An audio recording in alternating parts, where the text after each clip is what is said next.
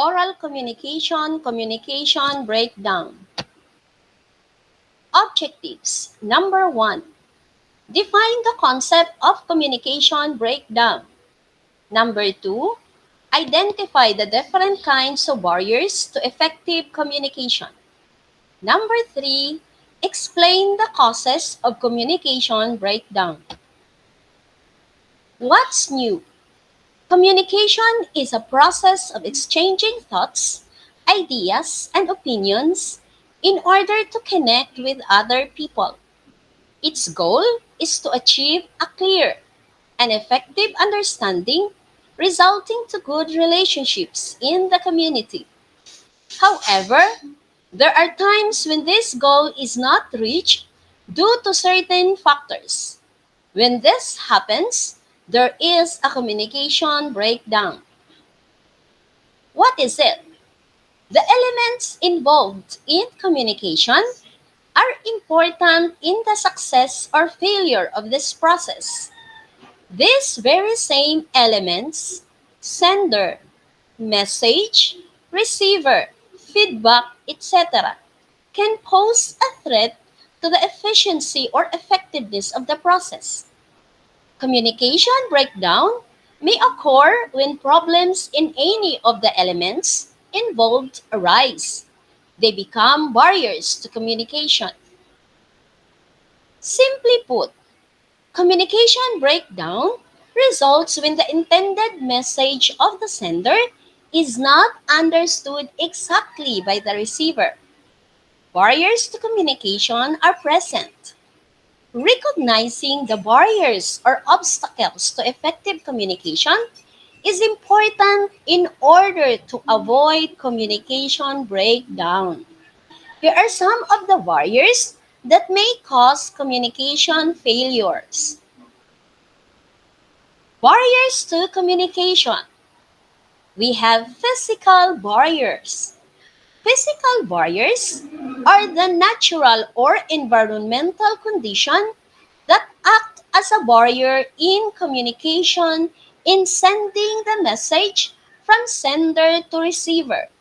Examples: noise from a construction site, people talking too loud, loud sound of a karaoke. Next is psychological barriers. Psychological barriers are called as mental barriers. These refer to social and personal issues of a speaker towards communicating with others. Examples: we have trauma, depression, shyness, or lack of confidence. Next, we have cultural barriers. Cultural barriers pertain to communication problems encountered by people regarding their intrinsic values, beliefs, and traditions in conflict with others. People culture affect the way they communicate and relate to others. We have the examples: traditions and customs, manners of dressing and speaking. Linguistic barriers. Linguistic barriers pertains conflicts with regard to language and word meanings because words carry denotative and connotative meanings. They can sometimes cause confusion and misunderstanding. Meaning of words and symbols also vary depending on culture. Examples. Number 1, difference in language. Number 2, accent and dialect. Number 3, use of jargons and slang. Number 4, speech defects or language impairments. Next is external noise. External noises are the sight, sound, and other stimuli that draws people's attentions away from intended meaning. Example, we have the noise from the vehicles.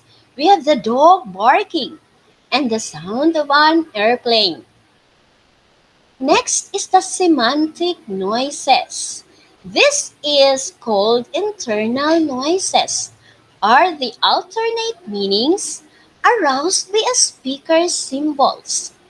This idea means that a word may have another meaning in the minds of the students.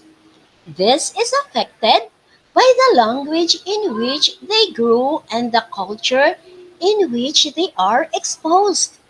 Example, confrontation with a friend. Next is racial prejudice and fear of speaking in front of the class.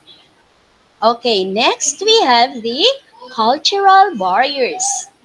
Cultural barriers pertain to communication problems encountered by people regarding their intrinsic values, beliefs, and traditions in conflict with others. People's culture affect the way they communicate and relate to others.